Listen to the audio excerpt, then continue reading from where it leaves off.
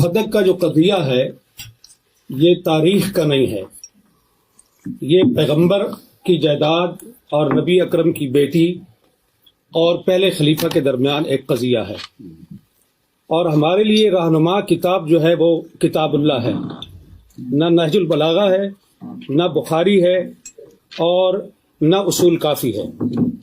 بنیاد جو ہے وہ قرآن ہے، تو ہم نے یہ دیکھنا ہے کہ اس مسئلے پر قرآن ہماری رہنمائی کیا کرتا ہے۔ یہاں شیعہ اور سنی کے درمیان یہ معاملہ چلتا ہے کہ سنی یہ کہتے ہیں کہ رسول اللہ کی تو یہ پراپرٹی تھی ہی نہیں، یہ تو مال فے تھا، تو جب رسول اللہ کی ملکیت ثابت نہیں تو وراثت کہاں سے آ گئی؟ اور بقول شیعہ کہ اگر انہوں نے ہبہ کیا ہے اپنی بیٹی کو تو وہ اس مال کے مالک نہیں تھے، تو ہبہ کیسے کر لیا ہے؟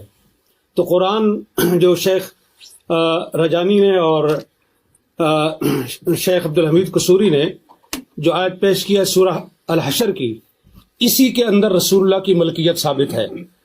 ما افاء اللہ علی رسولی منہم فما اوجفتم علیہ من خیل ولا رکاب ولکن اللہ یسلط رسلہ علی من یشاء۔ میرا پوائنٹ یہ ہے، یسلط رسلہ، تسلط کیا ہے؟ علماء بیٹھے ہیں وہ کریں گے، علماء بیٹھے ہیں وہ جانتے ہیں کہ تسلط کیا چیز ہوتی ہے۔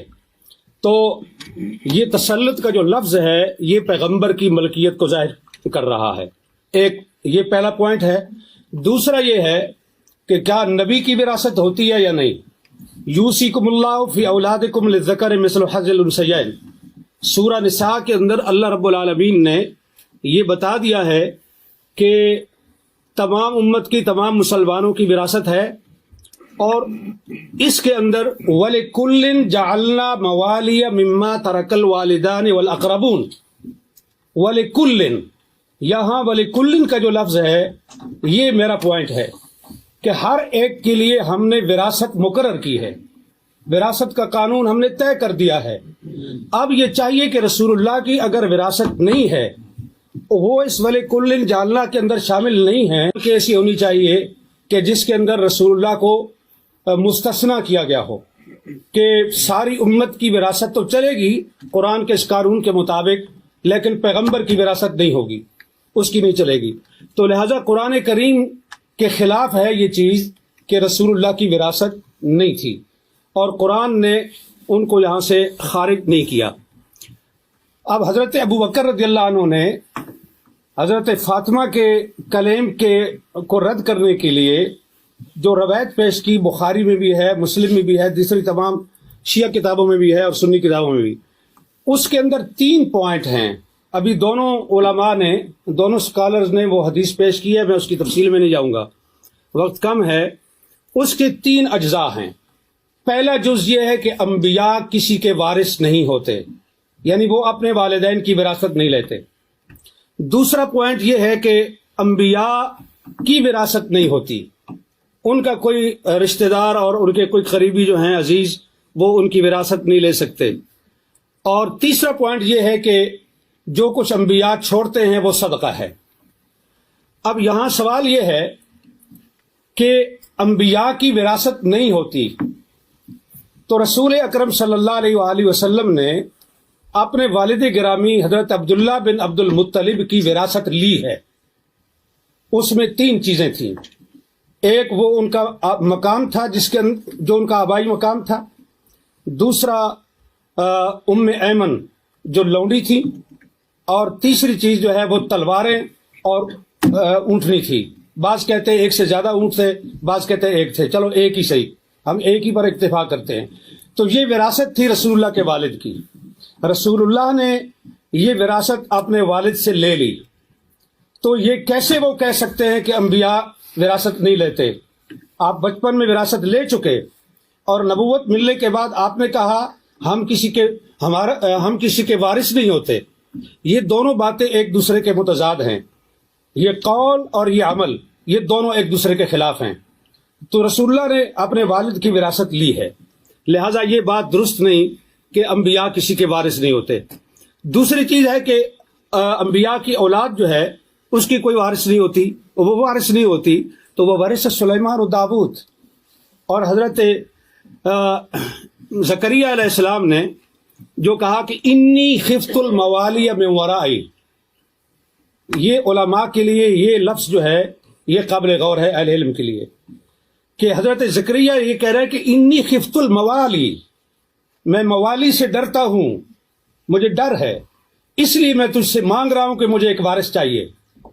اب یہاں جو سکالر یہ فرماتے ہیں کہ یہ وراثت علم کی وراثت تھی، نبوت کی وراثت تھی، تو خفت الموالی کو آپ کہاں لے کے جائیں گے؟ کیا حضرت زکریا کو اپنے موالی سے یہ ڈر تھا کہ وہ میرا علم چھین لیں گے، میری نبوت چھین لیں گے؟ انہیں ڈر اس چیز کا تھا کہ جو میری پراپرٹی ہے اور جو میری جائیداد ہے، میرے بعد میرے موالی اس پہ قابض ہو جائیں گے، اور اس لیے انہوں نے اس پہ قابض ہو جائیں گے، اور اس لیے انہوں نے یرثنی و یرث من آل یعقوب یہ انہوں نے مانگا۔ اور اسی چیز کو حضرت فاطمہ نے حضرت ابو بکر کے سامنے یہ پیش، وہ صحیح معنی میں موالی تھے، ہماری پنجابی زبان میں موالی کہتے ہیں، موالی لو۔ مفتی صاحب ذرا سے اگر خلاصہ کر سکے۔ جی بالکل خلاصہ کرو۔ پچھلی ساری کتاب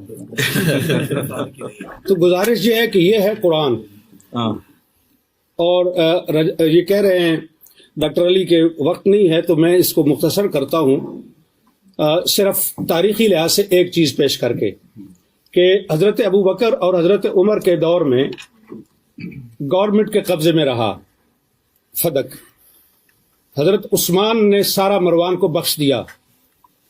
اگر مسلمانوں کی پراپرٹی تھی تو تیسرے خلیفہ کو یہ حق کس طرح تھا کہ وہ مروان بن الحکم کو سارا دے دے؟